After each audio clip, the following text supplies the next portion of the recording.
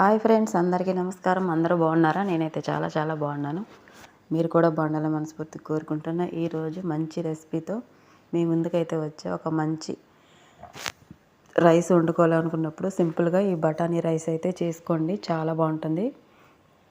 బఠానీలు ఎక్కువ ఉన్నప్పుడు, కొత్తిమీర ఎక్కువ ఉన్నప్పుడు ఇలా చేయండి, చాలా బాగుంటుంది. టేస్ట్ అద్దరిపోతుంది, సింపుల్గా బాగుంటుంది, అందరికీ నచ్చుతుంది. దీంట్లో పెరుగు చట్నీతో తినేయచ్చు, ఆలుగడ్డ కూరతో అయినా తినచ్చు. సింపుల్గా అన్నం పెరుగు వేసుకొని కూడా తినేయచ్చు, చాలా బాగుంటుంది.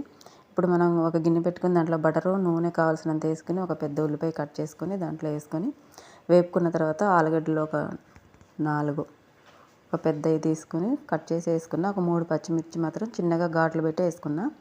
ఇప్పుడైతే పచ్చి బఠానీ నానబెట్టుకున్న ముందుగా. తర్వాత కొంచెం వెజిటేబుల్, క్యారెట్, బీన్స్ ఉంటే వేసుకోండి. అవి ఉన్నాయి కాబట్టి నేను వేసుకున్నా, లేకపోయినా పర్వాలేదు, బఠానీతో సరిపోతుంది. ఇంకా బిర్యానీ సామాన్లు ఒక 4 బిర్యానీ ఆకులు, ఒక 2-3 మొగ్గలు దాల్చిన చెక్క, యాలకులు సరిపోతాయి. ఈ మసాలా అనేది సింపుల్గా ఉంటే సరిపోతుంది, ఎక్కువ మసాలా లేకుండా చాలా బాగుంటుంది. పిల్లలు చాలా ఇష్టంగా తింటారు, ట్రై చేయండి. లంచ్ బాక్స్లో కూడా సింపుల్గా పంపించవచ్చు ఇది. ఇప్పుడైతే అల్లం పేస్ట్ కూడా వేసేసుకున్నా, ఫ్రెష్గా దంచి వేసుకుంటే చాలా బాగుంటుంది, ట్రై చేయండి. ఈ వెజిటేబుల్ అన్నీ చూస్తుంటే ఎంత కలర్ఫుల్గా ఉంది కదా. ఇప్పుడు కొత్తిమీర, పుదీనా, కరివేపాకు కొంచెం ఎక్కువగానే వేసుకోండి, చాలా బాగుంటుంది టేస్ట్. ఇవన్నీ వేసి మగ్గిన తర్వాత మంచిగా చాలాసేపు మగ్గాలి, ఎందుకంటే బఠానీలు పచ్చివి నానబెట్టేసుకున్నాం కదా. బంగాళదుంపలు కూడా కొంచెం సేపు నూనెలో మగ్గితే మనకి ఉడుకుతాయి అన్నమాట. ఇప్పుడైతే మసాలా పొడి ఇంట్లో రెడీ చేసుకునేది ఒక చెంచాడు, అంటే ఒక చెంచాడు వేసిన.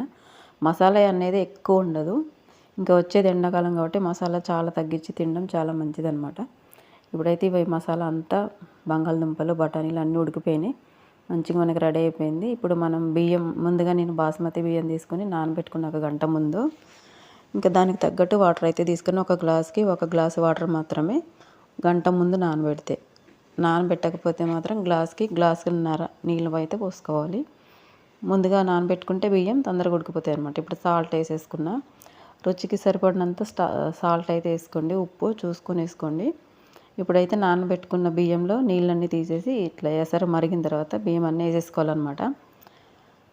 ఇలా మంచిగా ఉడికిన తర్వాత వాటర్ అంతా అయిపోయిన తర్వాత మూత పెట్టి వాటర్ అంతా ఉడికిపోయేలాగా చూసుకోవాలి.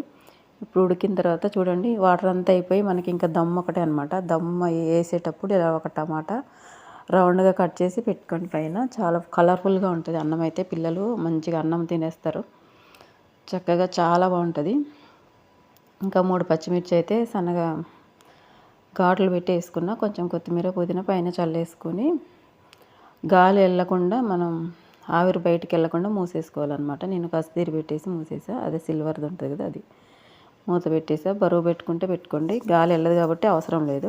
ఇప్పుడైతే మనకు అన్నం మంచిగా రెడీ అయిపోయింది. 10 నిమిషాలు అలా వదిలేసి, 10 నిమిషాలు సిమ్లో పెట్టేసి 10 నిమిషాలు అన్నం అయిపోయిన తర్వాత అలా వదిలేస్తే మంచి అన్నం మనకు రెడీ అయిపోతుంది. చూడండి, అసలు మెతుకు అతుక్కోకుండా చాలా బాగా వచ్చింది. ఇలా సింపుల్గా ట్రై చేసేయండి, చాలా చాలా బాగుంటుంది. ఎవరన్నా వచ్చినప్పుడు కూడా, చుట్టాలు వచ్చినప్పుడు తొందరగా అయిపోతుంది అనమాట. చూడండి, పొడి పొడిలాడుతూ అన్నం ఎంత బాగా వచ్చిందో. 1కి 1 గ్లాసే మాత్రం వేసుకోండి ఫ్రెండ్స్. ముందుగా నానబెట్టకపోతే మాత్రం 1కి 1.5 వేసుకోవాలి. ముందుగా నానబెట్టుకోవడం వల్ల ఏంటంటే అన్నం చాలా బాగా వస్తుంది. ఇది మాత్రం మర్చిపోకండి ఎప్పుడైనా. ఇంకా పెరుగు రైతా అనమాట, ఆలుగడ్డ కూర కూడా వండుకున్నాం మేము. నచ్చితే మన ఛానల్ని సబ్స్క్రైబ్ చేసుకోండి, ఒక లైక్ చేయండి, పక్కనే ఉన్న గంట సింబల్ని కొట్టండి, అప్పుడే నేను చేసిన ప్రతి వీడియో మీకు వస్తుంది. ప్లీజ్ సపోర్ట్ చేయండి. Thank you for watching. Thank you friends.